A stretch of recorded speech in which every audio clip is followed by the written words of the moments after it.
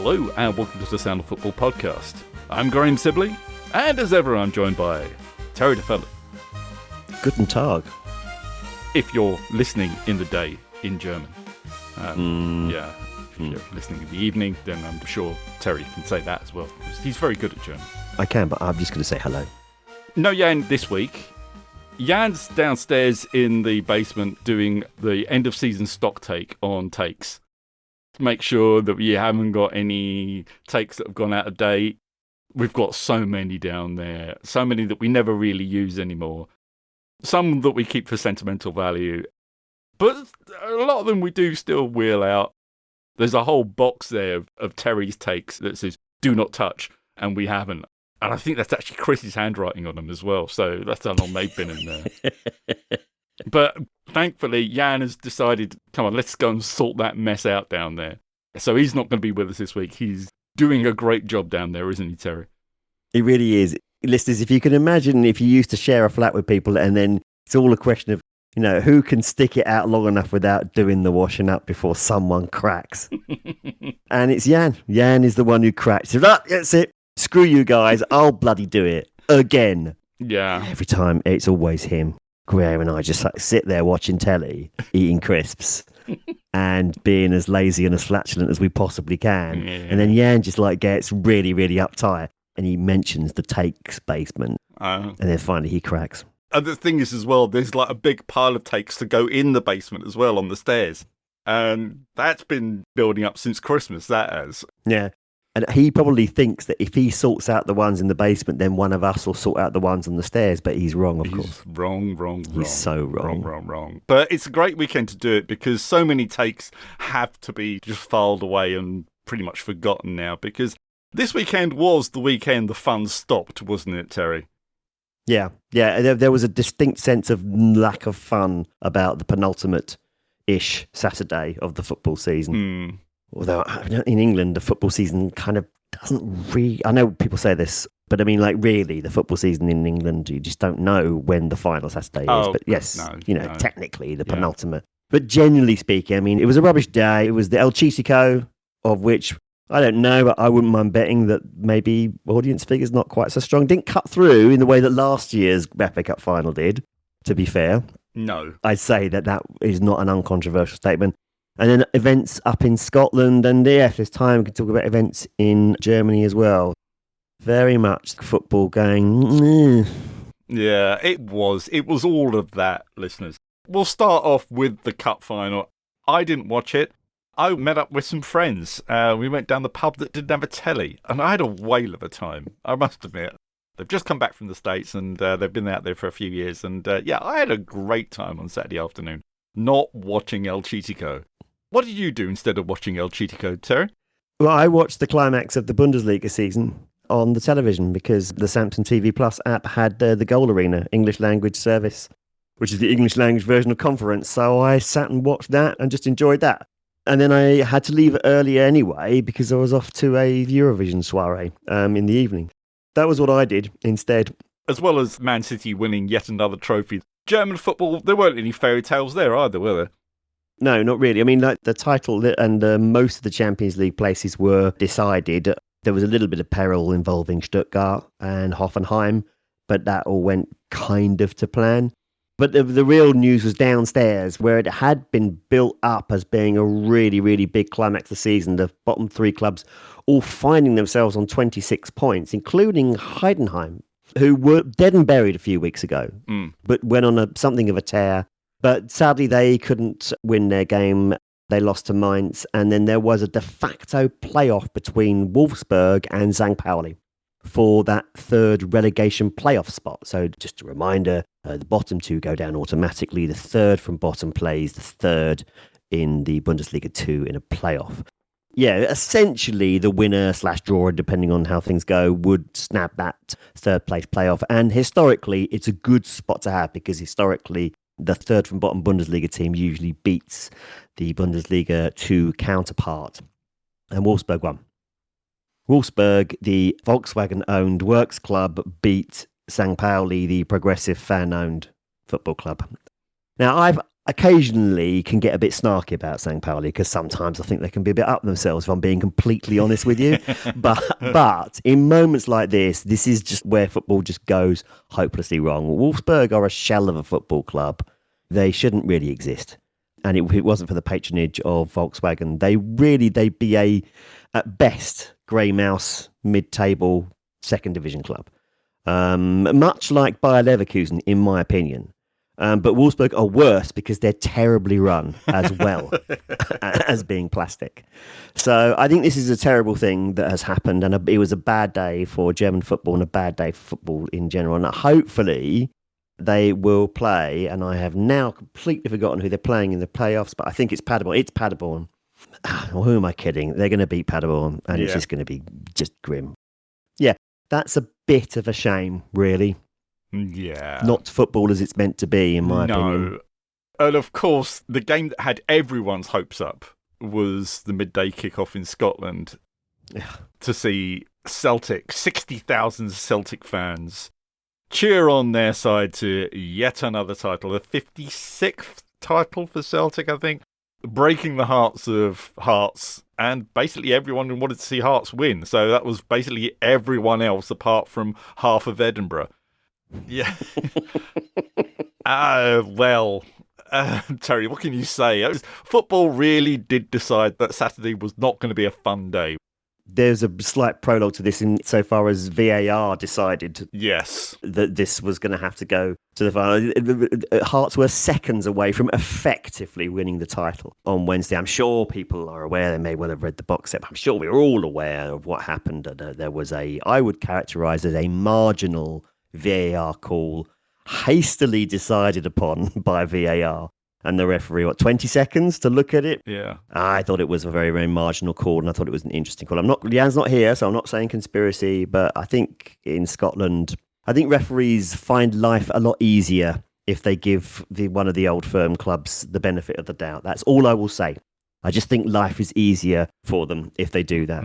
But fair play, Celtic, a tremendous spirit and character to catch up and take nothing away from their players. And also Martin O'Neill is good people as well. That can't be denied. Yeah. Unlike the Celtic fans who ran off the pitch and started kicking off, basically, which was disgraceful. There was still time left in that game. And I think it is outrageous that it was the Celtic fans that decided when that game was to end and not the referee. I don't blame the referee for saying, right, sod this, we're off. Because he must have been thinking about everyone's safety, and I don't blame him. And I wouldn't be surprised if he took advice from the police. But really, I think there needs to be banning orders, and I think maybe the club need to have their wrists slapped somewhat. But yeah, I think it was a harsh way for it to end for Hearts for spending the whole season, almost the entire season, top of the table, only to be deposed at the last day. Football is an absolute bitch sometimes, isn't it? Yes. And the cessation of fun continued on Sunday when West Ham lost to, quite frankly, a Newcastle side that has been pretty hopeless of late. Now it means that Tottenham just need a point from their last two games to stay up. So by the time you listen to this, that little wrinkle may have already been resolved and they could go into the final day safe. Safe. My word.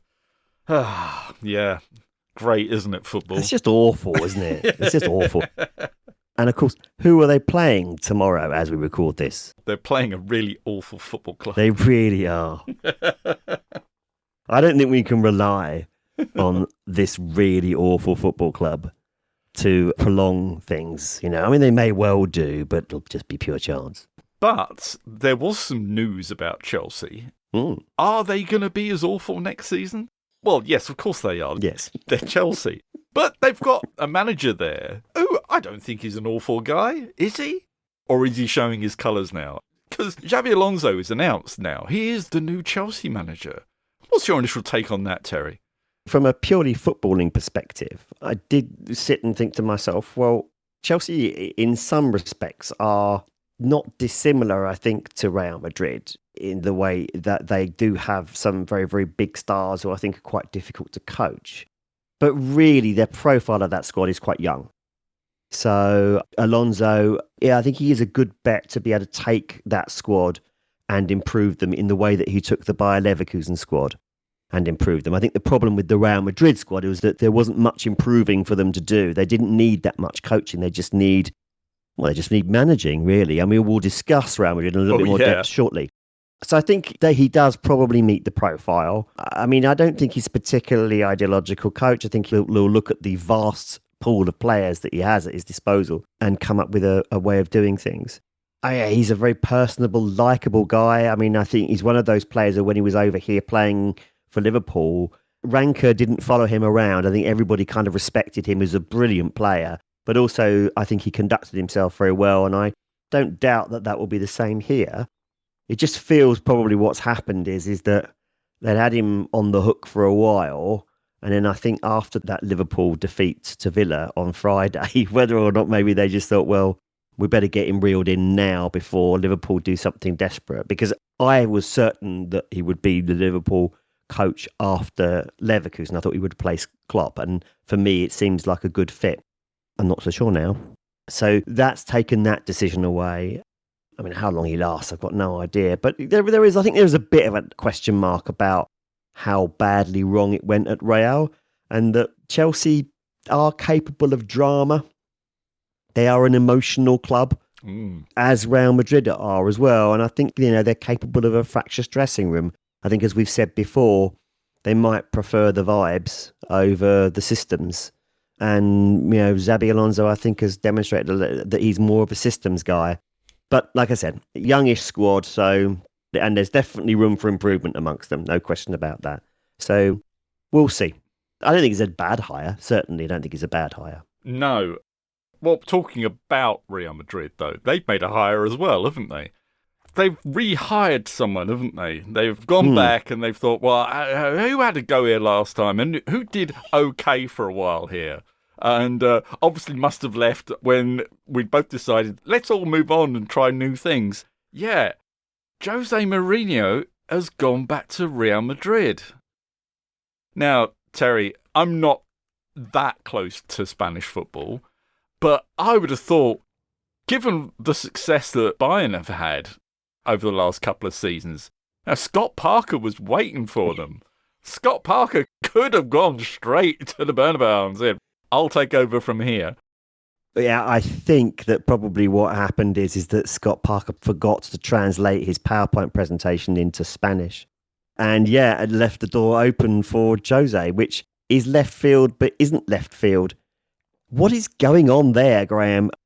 And maybe I'm just spending too much time adjacent to the hipster bubble and that it's clouding my judgment. But beyond the fun and games that he put us through in the Champions League between Benfica and Real Madrid, which was tremendous fun and larks, the feeling is that he's kind of out of step these days, that he's frankly in decline. And I think when he went to Fenerbahce, that kind of illustrated that. Well, when he went to Spurs, that illustrated that, frankly. But when he went to Fenerbahce, he illustrated that. And then to Benfica, who are an amazing football club, but Portuguese league football is somewhat lower on the pecking order. But then to go back into the big time at Real Madrid feels like a retrograde move for Perez. I don't know what is in his mind there. I can only think that, again, it's this whole thing where these guys don't need coaching. They just need motivating. Yeah. And maybe they just need a voice in there that they are going to respect and they're going to listen to. And really, they are left to it. I don't know. Maybe it could be the other way around. Peak Real Madrid, I think, in recent times is Ancelotti's Real Madrid, isn't it? Yeah. And I'm assuming that the only reason why Ancelotti is not back there is because the guy just can't turn away the opportunity of coaching a team in the World Cup. And with Real Madrid's particular record of hiring coaches on the eve of the World Cup, they probably decided to leave that one behind.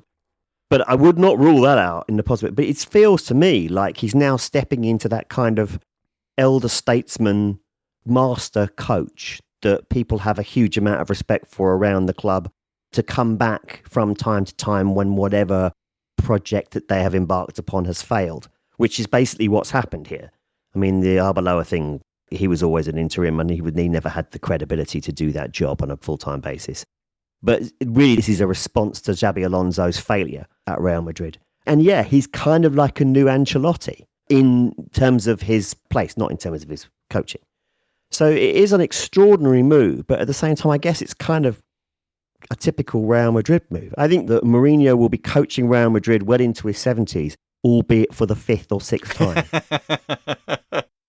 Of course he's going to get the title next season, isn't he? Let's just stick on, It's their turn. Yeah, and then he's going to get fired in October, isn't he? He's going to piss off everyone. He's going to piss off everyone before they've even lifted the title. No, absolutely, but it's worth hanging out for because he's going to bring a little bit of box office to thing. I think him and Hansi Flick are going to have interesting times together. Assuming Diego Simeone doesn't leave, and he's not going to leave, is he? Then we've got some interesting touchline shenanigans going on, potential. For me, it's got, Real Madrid to win, but controversially sort of like getting knocked out in the quarterfinals of the Champions League, and that's actually what gets him fired. Jude Bellingham takes over as caretaker manager for the final 6 games of the season or something like that.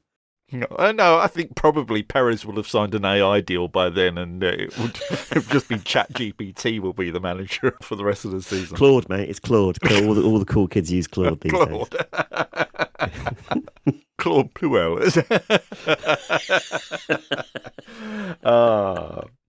Well, someone else got one of the biggest jobs in football this week. Well, he had it anyway, but they decided to take off the little handwritten note on his office door and replace it with a printed one. Yeah, Michael Carrick has been given the United job on a permanent basis because he's done a great job. He has done a great job since taking over. Led him up to 3rd in a good season to do well, I think. Especially when you're only playing 40 games throughout the whole season. So, can we say that he's turned things around at United? Or are we saying, well, let's see how you do when you're playing Champions League next season and got all the other shit going on? No, I just think he's turned around a bad sequence of results and has just been really, really good for that dressing room in that moment. I suspect is probably what's happened here. I think you're right. He's benefited from the fact that he is mostly playing once a week rather than twice a week. I think that's helped him a lot. His demeanour, his persona is excellent. He's on point. I think he's a very, very dignified manager. This is not to say he won't be a success, but I think that they're kind of in a rock and a hard place, really. I don't think you can not give him the job under those circumstances because he has exceeded expectations and he's barely put a foot wrong. But what he has been able to do is been able to galvanise the existing dressing room. Now, things will change over the summer. Things do change at United. New players will come in. Some players are leaving. Obviously, we know about Casemiro, but there'll be others as well. And yes, there will be much, much more expectations. Expectations of a top 4 finish. All right, he did that this season, but there was probably not that much in the way of expectations that they would. Now all the expectation and the pressure is heaped on him now. And he has to deliver top 4. He has to go deep in the Champions League. And he has to compete for trophies. So he has to be, as you say, 40 games this season compared to, I don't know, like Crystal Palace, for example, who are coming up to close to their 60th game of the season. Man United should routinely be playing that amount of fixtures every single season. They have the squad size for it, they have the ambition for it, and they have the money to be able to back up that ambition. And this is what is going to be normal for Michael Carrick. So, we really don't know whether or not that's a good move. I think the thing is, though, Graham, is that you look out there and there's an element of maybe Perez's conundrum here is like, who is the guy that they want? Who is the guy who's most likely to leave the job that they are at right now to come to Manchester United? Who isn't another punt? Yeah. So is it Glasner? Probably not. Areola? Probably not. Silva? No. None of those managers have got the kind of pedigree that Man United are looking for. So, why not stick with the guy who actually seems to be doing quite a good job of it? And he's one of their own to an extent. Former player, much respected. Seems nice guy. Seems to know what he's doing. Mm-hmm. So, they kind of didn't really have a choice, did they? I mean, it would have been helpful if he'd been rubbish. And then they could have maybe then gone out there and try and coax Luis Enrique to come and take on the challenge. It does make you think, those 3 names you mentioned, because we've been talking about them all season because they've done so well. And because they're all free to take new roles in the summer. Areola and Glasner have already said they're going. Silva is still playing his cards quite close to his chest. But it does seem like not only are there not big jobs available, there's not other people going from other clubs into those big jobs. So it's not as if there is going to be vacancies for them, where are they going to go? I mean, are we going to see Iraola at Liverpool, say? I would probably suggest not. I'm not certain that Iraola has the record to do that. I mean, he has done very well at Bournemouth, but, his record's not that good. They've drawn a lot more games than maybe they could have won. That, for me, feels like that would be quite a big risk. And I think what Liverpool, in their own minds, would feel that they would want an established Champions League manager. I think the other guy who's in the wind there, interesting, I just mentioned his name earlier, is Luis Enrique, because I think that there is a feeling that perhaps that guy might be persuaded under the right circumstances to take on a new challenge. And Liverpool would be that challenge, but it would mean buying him out of his contract at PSG and persuading Nasser to part with him. But that's, I think, where Liverpool are. And they've got a problem as well, because I think a lot of their fans are quite desperate to see Slot go. But again, to be replaced with whom? Yeah. So that is a problem for all three of those coaches. Bearing in mind also there's Enzo Maresca in the wind as well, right? Yeah. So he's a quality coach who I think would do well. And you'd like to think that he would probably like to think that he's capable of managing a team sort of like at the same level of Chelsea, a Champions League team. But like, where are they? Yeah. So it's really difficult to know what's happening. I don't think that, for example, Glasner, in the unlikely event he was to say, I think I should stay for another season, I think that they would say, no, you're fine, bye. Yeah. And also because Palace have been largely terrible for the last few months. It's just the Conference League that has kept us going. I would imagine that something will get dislodged somewhere, and that might set off a chain of events that means that these guys slot into somewhere, but not necessarily where you would think. There is still persistent reports that Crystal Palace want Iraola. And if Palace win the Conference League, they will qualify for Europa straight into the group stages. And that, I think, actually is a decent package to put together for a coach like Iraola and say, well, it may seem like a sidestep, but actually, objectively, it wouldn't be. Because Palace are an objectively bigger club than Bournemouth. They don't have as much money as Bournemouth, but they are objectively a bigger club, a bigger challenge, and they have European football, or may have European football if we can beat Vallecano. So that might be something like that happened, but I'm not certain that that is what was in his mind when he made that decision. I don't think it was. I certainly don't think it was leaving a potentially Champions League Bournemouth to go to Palace.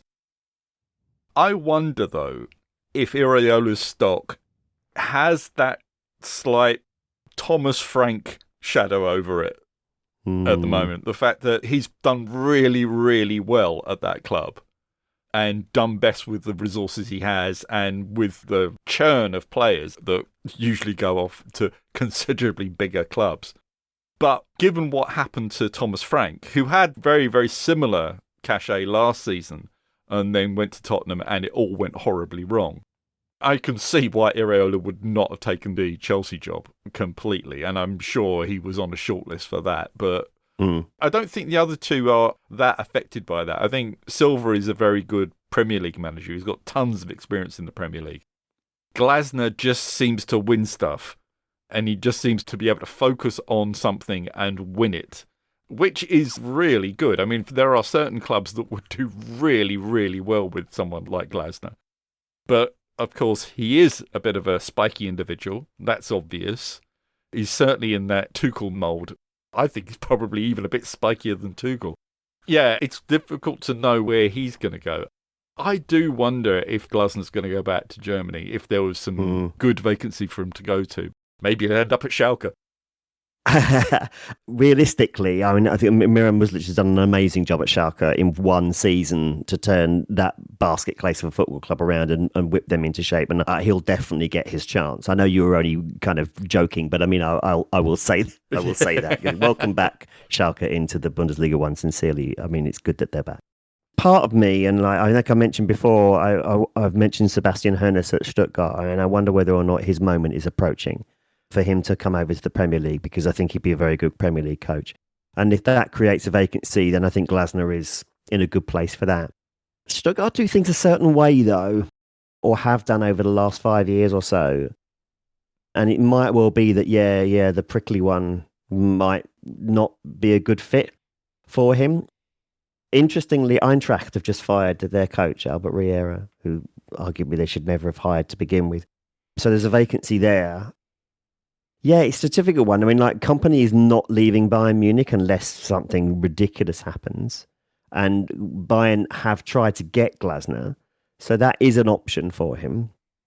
And Kovac is absolutely nailed on at Dortmund. There's no issues there whatsoever.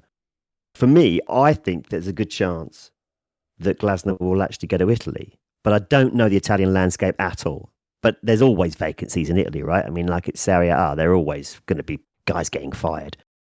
Yeah, well, we still don't know if Jamie Vardy's going to be in Serie A next season, because season 2 of his Fly on the Wall documentary may have very much a narrative turn as he returns to Leicester in a player-coach role.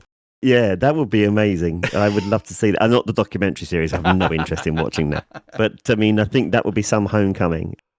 And I think that there's redemption arc potential there for that. You know, third division Leicester and Jamie Vardy. Oh, what is he, 50 by now? Coming back. I mean, I'm certain that Vardy would do a job in League One. I don't doubt that for a moment. And of his many failings, he is a tremendous scrapper. Well, he scored the winning goal for Cremonese at the weekend. They are still in the relegation zone. They are 1 point behind Lecce. It's all going down to the final day of the season. Could go down to a playoff if they finished level on points with Lecce. Ooh, still plenty of fun and games in Serie A. Yeah. Well, talking about the playoffs, because we know the shape of the playoffs now, we are going to do a box set this weekend.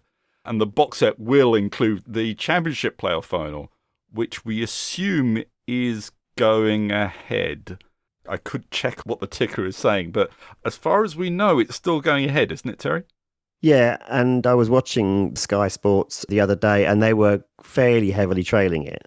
I think that tells you something. Yes. I think the broadcasters are expecting that match to go ahead. I think it's rough on Hull. Or not so much the players and the coaches, because they'll just plan accordingly. It's rough on those Hull fans, not entirely knowing what's happening. Yeah. It's a long way, and it's a rare trip for them, and it's a bit rough on them. This may shock you, but in my opinion, I'm not certain the EFL have handled this very well. To be fair, let's not blame the victims here. I mean, like, this is totally Southampton being scuzzy here. I mean, like, they were out of order. That is out of order. They should be punished. So I'm not blaming the EFL for the situation, but you could do with a bit more leadership here, guys. You know, we're days away. It's Monday. We don't know what's happening. Now, we may well log off here and pick up our phones and find that the decision's been made. But even if that was the case, the Monday before, really and truly, I mean, this decision should have been made. Or say, look, well, we're not going to kick you out, but what we are going to do is we're going to defer punishment till afterwards. Yeah. And see what happens. We'll see whether you guys go up or not. And then depending on how badly we kick your asses. But they should have their asses kicked. Yeah. There is obviously the commercial imperative that all these games have to go ahead. So in a football sense, that semi-final should not have happened. They should have postponed it immediately when the spying scandal broke. But of course it wasn't going to happen because the schedules were already full and the advertisers had already paid their money. And people had paid money to get there as well. So all very important. It's a long way between Middlesbrough and Southampton. It's one thing to sort of like say, oh, modern football's terrible and commercialism is awful. But, you know, at its core, professional football is a commercial enterprise. People charge money. People pay money. And it's been like that since the very beginnings of the professional game. If you say this game is taking place, you've got to have a really good reason for postponing it. And someone cheating is not actually a very good reason because it's no one's fault. There's no force majeure going on here. All the people who are being affected by this are not at fault. You know, unfortunately, and I'm sure Borough fans just will not agree with this, but I'm afraid that when you got that kind of timetable in a competition that's as short as this, kicking a team out is just not an option because it means cancelling fixtures. Or it threatens the integrity of the competition even more so. I'm really sorry. It is rough. But for me, it's a stiff fine or a points deduction. And everybody gets to call Southampton wankers for an entire season with no comebacks. So do you think they should start the next season with 5-6 point? 3 points. 3 points? Because you can't encourage people to do stuff like this. If clubs think, oh, well, we won't get kicked out of the playoffs if we do this, then they'll do it because people cheat. So you've got to have a real thing. But it's harsh on Middlesbrough because they will feel that they have been hard done by. But unfortunately, that's just how it is. And I feel that probably taking a win away from them for the following season is probably just. Will sharpen focus in the early part of the season as well, especially if they don't win any of their first 2 games. If it takes them up until September to get back into positive numbers, then I think 3 points would be a suitable punishment. Yeah. And maybe an additional fine. I mean, paying directly to Middlesbrough, having to pay compensation to Middlesbrough. Yes. Sacrificing some of their earnings from next season. Maybe more just. I think we should decide after the game, though. Find out what happens. If Southampton don't get promoted, then that changes things. And I don't think there's just be nothing wrong with that. Should be nothing wrong with saying, well, look, we're going to punish you, but we're going to wait and see what league you end up in. Yeah. I feel for me that then they can say, right, let's draw a line under this, guys. We'll have this conversation in June. Well, as I said, that game is going to be in our box set, our final box set of the season. 5 games on Saturday, maybe 4, but maybe 5. So a bit of a marathon starting off in the morning with the A-League Grand Final, going on lunchtime with the WSL playoff between Charlton and Leicester. And then you've got the Scottish Cup Final, narrative-laden Scottish Cup Final. If you can bear going back to Scottish football after what happened on Saturday. Yeah, it's a great story, the final, and we'll all be rooting for Dunfermline, who will fail miserably, won't they, Terry? Yes, unfortunately, that is what is going to happen. I don't know why we're previewing it, really, but yeah, just for an opportunity to say narrative things. Neil Lennon is the manager of Dunfermline as well, so that's an extra layer of narrative going on in there as well. And then, of course, on Sunday, there is the Premier League final round. And as we mentioned pretty much every week, it is Monday evening when we record. So by the time you get here, it could all be over. But then, by the time the weekend gets here, it could be still lots of jeopardy involved. But let's hope it's not. Well, for me anyway. You're hoping it's not. I'm hoping for the jeopardy. Yeah, okay, I thought you might. Well, actually, do you know what? No, can I take that back? Yeah. I hope that it's all over for Arsenal by the time we get to that Palace game and the two teams just play out a comfortable 1-1. Because we've got a final on the following Wednesday and, we don't want to be late for that. No, you certainly don't. How are you feeling about said final? Nervous, as I should do. Everybody should feel nervous about a final. It's the correct way to feel. But the silver lining is that we're playing Real Vallecano, who are a club very, very similar in character to Crystal Palace. Both clubs based in the suburbs of capital cities with a very, very strong sense of fan culture. I like Real Vallecano. Obviously, Areola's previous club. But I think it's great to see them in the final, particularly because they beat Strasbourg. And if it wasn't for Palace, I'd want to see them win. So, yeah, mixed feelings to an extent. But on the other side, oh, man, how amazing would it be to win another trophy? How amazing would it be? We do have the Europa League final before that. Yes. Villa versus Freiburg. What's your prediction for that one now? Now that Villa have suddenly realised that their season isn't over yet. Yeah, I think Villa will be too strong for Freiburg if the game is played scientifically. I think the only thing that Freiburg can do is bring chaos to the game. But I'm not sure to what extent Freiburg are chaos bringers either. I mean, they're very ordered. Excellent football club, listeners. Have a look at Freiburg and the kind of club that they are. Fan-owned. They do things the right way. Tremendous youth program. They don't overspend. They don't underspend. They've got great community programs. They are a model football club. And it would be great for them to win a European trophy because they've never won a trophy. It would be amazing for them, and it'd be amazing to see them in the Champions League. And of course, they will lose. I've got nothing against Villa, but they are a rich, overblown, bloated Premier League football club who spend way too much money on players' wages, and that's why they're going to win.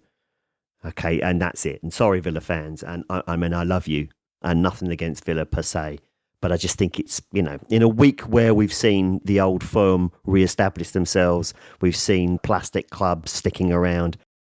It's in a week where we've seen El Chitico. You look at that game and you think, oh, I don't know. I know Villa aren't any of those things, but at the same time, they represent the Premier League. Oh, it would just be great to see Freiburg do it. Well, if you want to see what we think of the 7 games next weekend that we think you should be watching, then get along to sofpodcast.com, click on the link for the weekend box set, and subscribe to our Substack. And it'll be in your inbox on Friday lunchtime, and then won't be back again until August. But hey, it'll be a nice surprise for you in August, won't it? But that is all we have time for this week. So from me, Graham Sibley, and from Terry DeFellon, it's goodbye. Goodbye.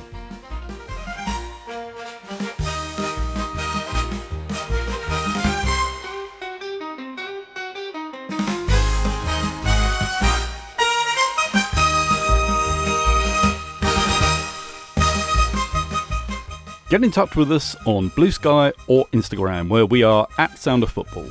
Or go to sofpodcast.com. Like us, share us, rate us and review us. Do it now!